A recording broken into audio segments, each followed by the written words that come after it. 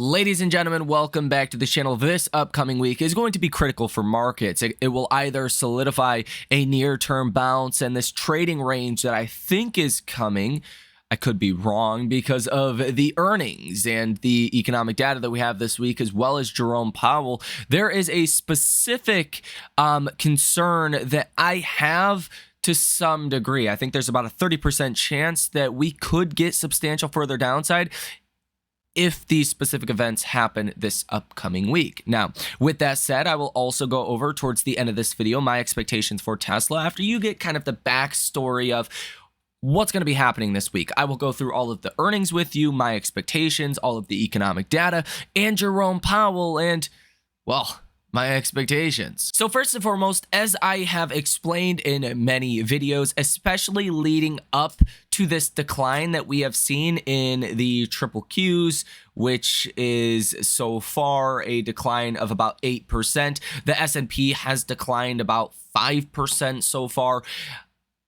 I think earnings were the biggest part of this decline. I don't think it was political uncertainty. I don't think it was any kind of growth scare. In fact, I know it was no growth scare or recession fears, even in spite of getting some bad data. On Friday, we had durable goods orders that came in at negative 6.6%. Actually, I believe that was Thursday, if I'm correct, which is not great. That was the worst number in years, but I don't think Wall Street is concerned about political uncertainty yet. I don't think we know enough about Kamala Harris's potential policies or Trump potential policies for the markets to be too concerned about that just yet. I think an election correction is likely coming in September when we learn more about policies, and that's pretty typical during election years. But even heading into this drop, I was concerned that markets were pricing in too much good news for earnings. And we haven't seen earnings be a disaster. Like, earnings have been okay. They haven't been as good so far as other quarters, but they've still been good. They've still been okay, for the most part, meeting expectations.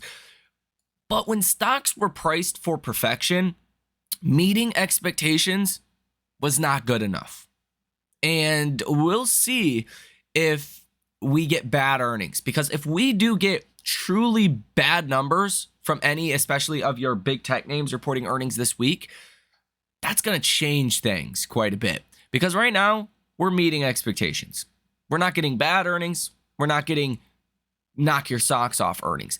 But if we get bad earnings, that's going to be problematic. Now, if we get knock your socks off good earnings this week, or just continued kind of meeting expectations, then I think that does set us up for at least a near-term bounce, probably to your 50-day moving average on the triple Qs, which would be upside of about $10 up to about $473 on those triple Qs. So this is your earnings lineup. On Monday morning, you have McDonald's on semi. Phillips, Bank of Martin. You have a lot of other banks as well on Monday pre-market. Monday and after hours, you have Tilray, Symbotic, F5, Lattice, and I mean, there's going to be a bunch of other companies, but those are some of the ones that you guys might know of. Tuesday pre-market, you have SoFi, PayPal, Pfizer, BP, P&G, and Merck, as well as JetBlue and Enterprise Products Partners. Tuesday and after hours, you have AMD, Microsoft, Arista, Starbucks, Pinterest, First Solar, Caesars, Lemonade, Electric Arts, and GeneX.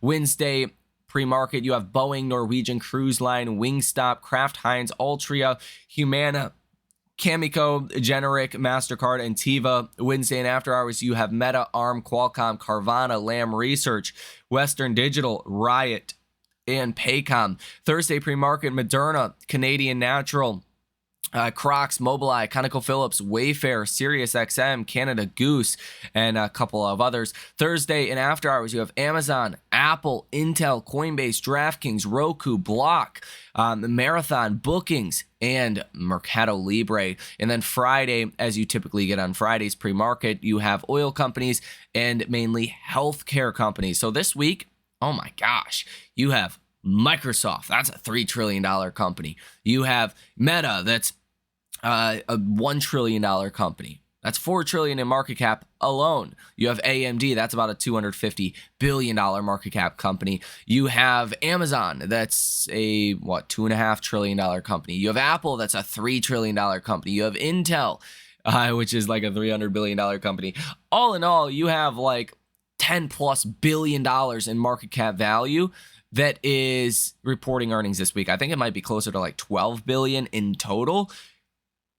A trillion. Those are huge numbers.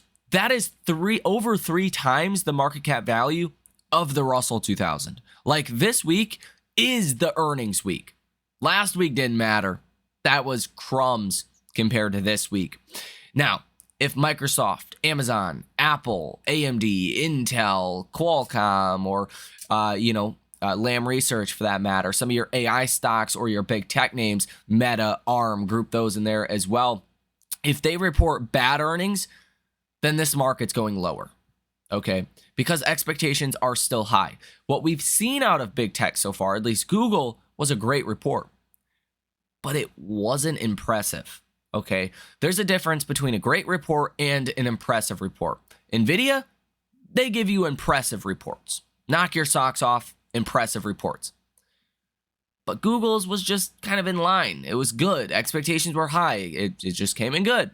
Now, if you see any of these companies miss earnings, you're going to have some pain for markets, especially in the triple Qs. Now, I think the base case assumption, the most likely outcome, is at least a meet across the board, given what we've seen with Google earnings. But it is a possibility, and I think the risks are skewed to the downside, that you do have a little bit worse earnings than expected. I think there's a greater chance of disappointment this week than large upside surprises. But with the expectation, we're probably going to meet estimates across the board. Now, I think at this point, with the 8% drop you have seen in the triple Qs, meeting expectations is probably going to be seen as good news, okay?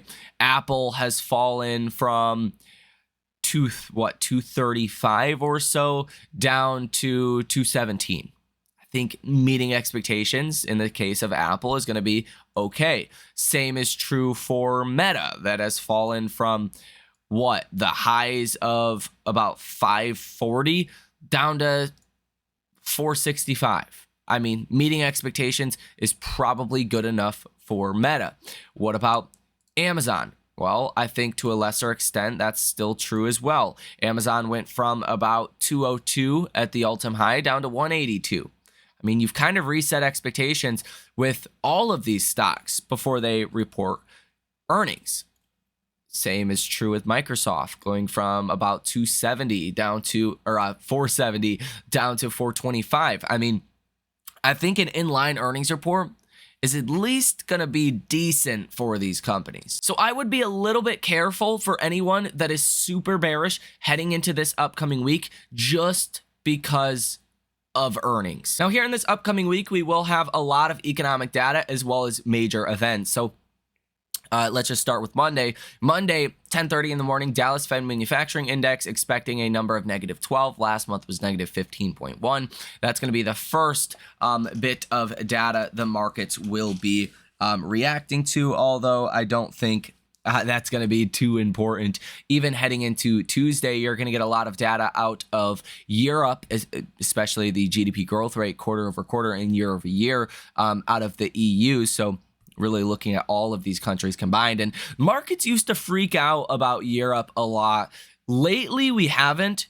Lately, markets don't care about Europe too much, but you know, with bad numbers in Europe, that can definitely cause a little bit of fear in our markets. But on Tuesday, you're going to have S&P Case-Shiller home price month over month and year over year, expecting these numbers to come in okay. Year over year, expecting 6.9% increase, and month over month, expecting a 1.2% increase. That's crazy for home prices on a month over month basis.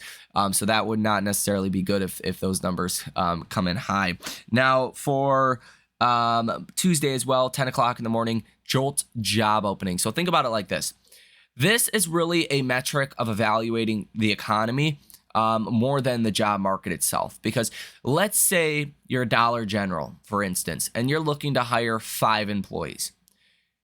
That Dollar General is probably quite busy. You can use this analogy for a restaurant as well. If you're looking to hire 5 employees, minus a bunch of people quitting, which is not normal for, the economy as an aggregate, then you're probably doing okay, right? If you're only looking to hire 1 employee, compared to 5, you're probably doing not as good as if you were looking to hire 5. So if the job openings number declines, especially at a fast rate, that's a sign the economy is slowing down. That's a sign businesses are slowing down. Now, JOLTS job openings Tuesday, 10 o'clock in the morning. You're expecting to go from 8.14 million job openings down to 8.05 million job openings. There will be a revision as well to last month, probably a downward revision. So you'll have to take that into consideration as well. So keep that in mind. Now, Wednesday, we're going to have the Chicago PMI, 8:45 in the morning, pending home sales month over month and year over year. But the main thing here, guys, is the Fed. The Fed interest rate decision on Wednesday, and then the conference at 2:30. The biggest thing that really matters to markets from Fed Jerome Powell this Wednesday, we're not expecting any change to the Fed funds, policy rate. Okay, the Fed's not going to come out and cut rates. Technically, there is, last I checked, about a 5% chance, now a 6.2% chance of a cut coming July 31st. But the Fed's not going to do that. That would really spook the markets. That would cause a crash if the Fed came out this Wednesday and cut rates. Now, the biggest thing and really only thing that matters is, does the Fed solidify a September cut? Does the Fed take this Wednesday to say, yeah, we've gained greater confidence, inflation's heading back to 2%. We can look to start cutting rates as early as September.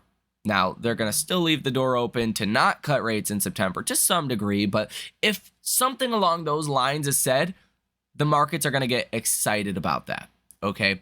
Now, if the Fed comes out and walks this in-between neutral line like they have for quite a while now, the markets might start to doubt whether or not we're going to get 3 cuts this year. Because during the Fed's last dot plot that came out just about a month and a half, 2 months ago, the Fed was only forecasting 1 cut this year. Trump came out and told Jerome Powell not to cut rates before the election. Now, they're not a political body, according to Fed Jerome Powell, but let's be honest, they are to some degree influenced by politics. There's a chance, maybe a 50-50, maybe 60% chance that the Fed comes out and they are just neutral, that they do not reaffirm markets' expectations for a September cut. They put it out there that they may, but really continue to be on this data-dependent approach. Now, if the Fed does not come out and, just outright say, hey, we can look to start cutting rates as soon as September, markets may not like that. Markets may sell off because of that. Now, I'm still expecting a trading range. Again, for the SPY specifically, I'm expecting between 530 and 550 on the upside. But if we come down to test that lower end range of about 530, that would be downside from here of roughly 2.5%. That could definitely happen because of the Fed. Perhaps you could even call it the 100-day moving average would be another good level to look at, around 526. That would be downside of about 3.3%. I think if we do get downside this upcoming week, it could be because the Fed. And again, that's just because markets have high expectations that the Fed's going to be cutting in September, and the markets want validation of that as soon as possible. Like the next time we hear from Powell, markets are expecting validation of a September cut and possibly even validation of multiple cuts this year, considering September you're priced at over I guess not technically, but you're priced at a 100% chance of at least 1 cut by September. There's actually an 11.5% chance of 2 rate cuts by September. By December, you're pricing in 56.9% odds, plus 7% odds of at least 3 cuts by December. So you're pricing in about 62% chance of 3 cuts by December. Markets may even want to hear a really dovish Powell. That's a possibility, judging off of what markets are currently pricing in. Now, do we get a super committed dovish Powell? I'm not convinced of that. Okay, I'm not. the Fed usually doesn't like to back themselves into a corner by making statements. So that's Wednesday. That's going to be the biggest event of this week. But Thursday, you will have S&P Global Manufacturing PMI final numbers for July coming out at 9:45 in the morning. 10 o'clock in the morning, ISM Manufacturing PMIs, expecting these will actually creep downwards from 48.5 last month to 48.2. So expecting more weakness in the manufacturing sector. You will get new orders, prices paid, construction spending, and manufacturing employment as well that will come out at the same time. But again, likely really throughout the rest of this week from Wednesday through Friday, it's probably going to be all about the Fed, at least until Friday morning when you have non-farm payrolls. You're expecting 185,000 job ads. Last month, you came in at 206,000 job ads. But really the most important thing is the unemployment rate. Because that has been ticking up just 0.1% over the last, I believe it's the last 4 reports. 1, 2, 3, 4. If that ticks up another time to 5, you're going to trigger the SOM rule, which is seen as an indicator of, I guess, an early indicator of a recession. And we've talked about the SOM rule before many of times. It is where the 3-month average for the unemployment rate breaks above the lowest point over the last 12 months. So it's really showing you the velocity of the unemployment rate that is rising, because when you go through recessions, you tend to get a rapid rise in the unemployment rate. And if we go up another 1%, you're going to be breaking that 50 basis point change in the last 3 months.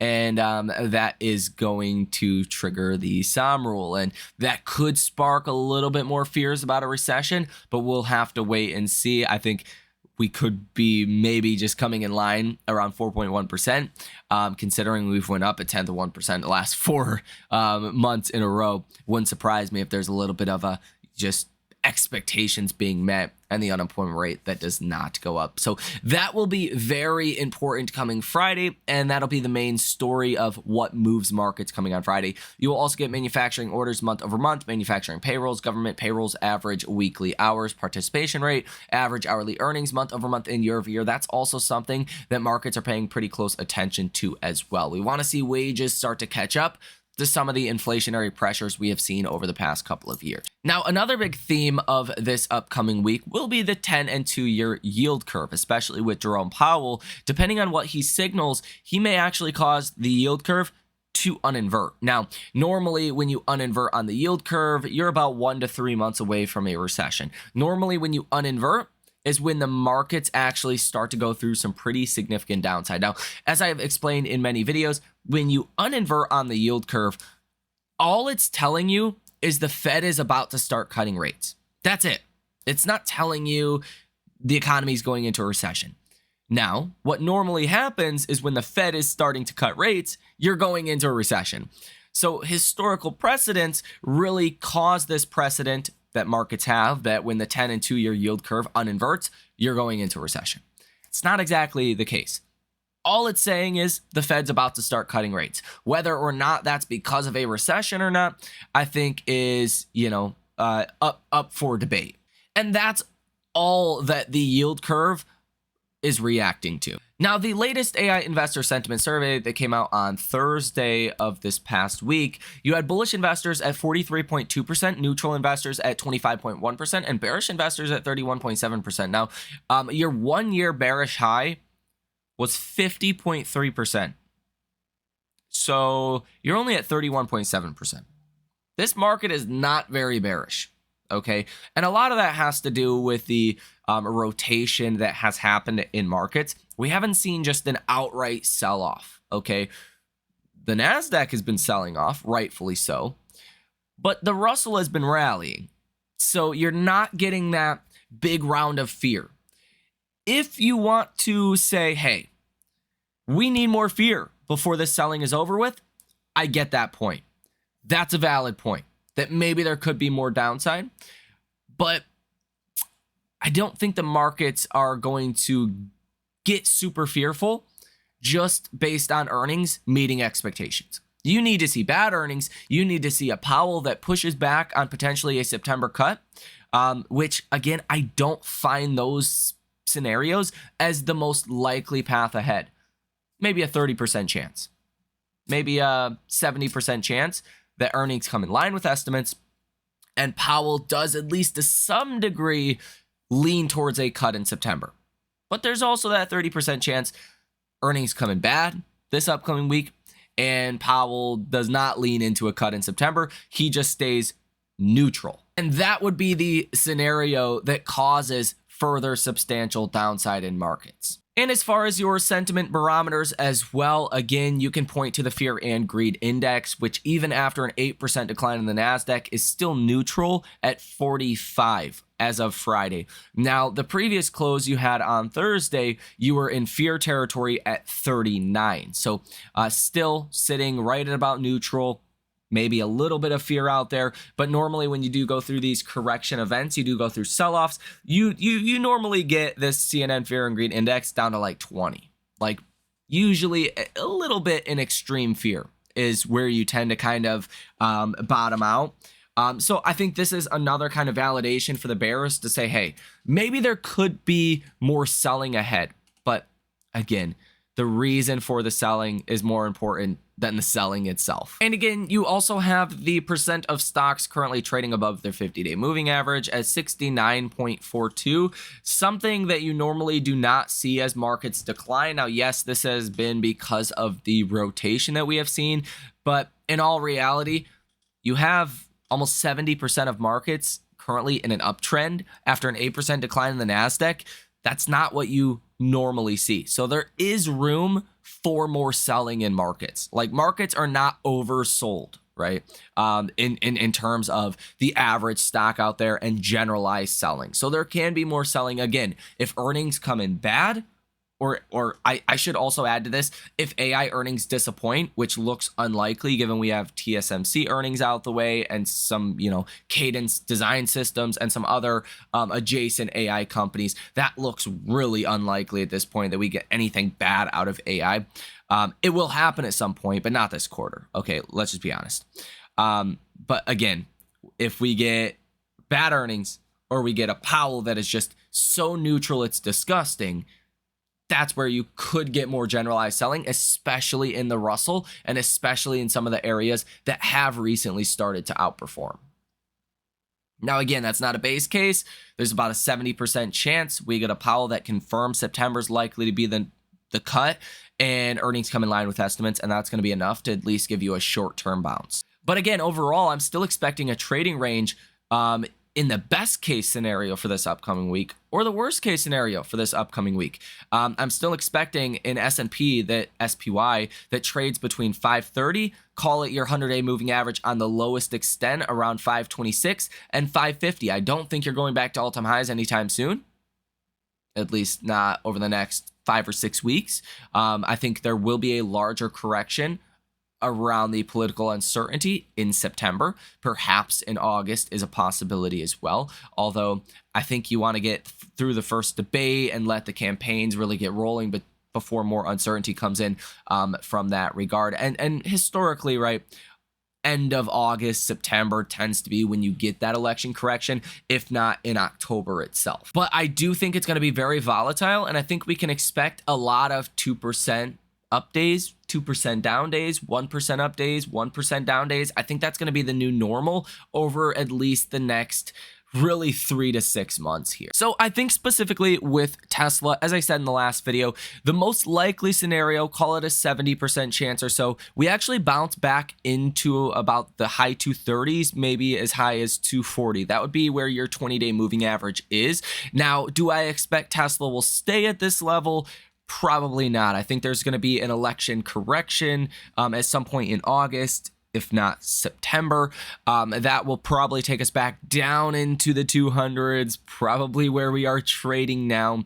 And then later towards the end of this year, potentially a growth scare could come. That's still an uncertainty at this point. That would be a larger problem for Tesla. Now, we're going to have the robotaxi event. We're going to have a lot of other things happening between now and then, so this situation can obviously change, but I'm expecting a lot of volatility and not much to happen at the same time, at least over the next couple of weeks. Now, it's a possibility that we get, the robotaxi event on August 8th, No, October 10th, and Tesla stock goes through a pretty wild upside rally, and then we get that election correction. If it's not in September, it would be in October, as it normally is. I'm imagining the correction around the election could get pulled forward into September, but it's possible it could be in October. And then in that scenario, perhaps we rally to 300 and then come right back down to the 240s, 230s, where we are now.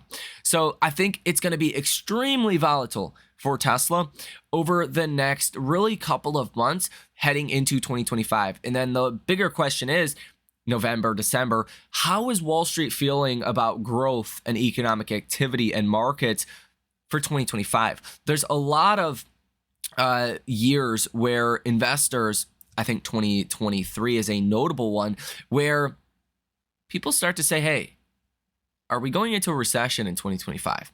And if the economic data continues to show this down pace in consumer spending activity, continues to show consumers overall pulling back, then we may find ourselves November, December with more growth fear about 2025. And I think that would be a larger issue, although I don't know what the economic data is going to do over the next couple of months. That is a potential issue that we need to be watching pretty closely here. So let me know what you think about all of this information down below in the comment section. Hit the like button as well as subscribe to the channel if you have not done so already. You guys have a fantastic rest of your day, and I will see you in the next one.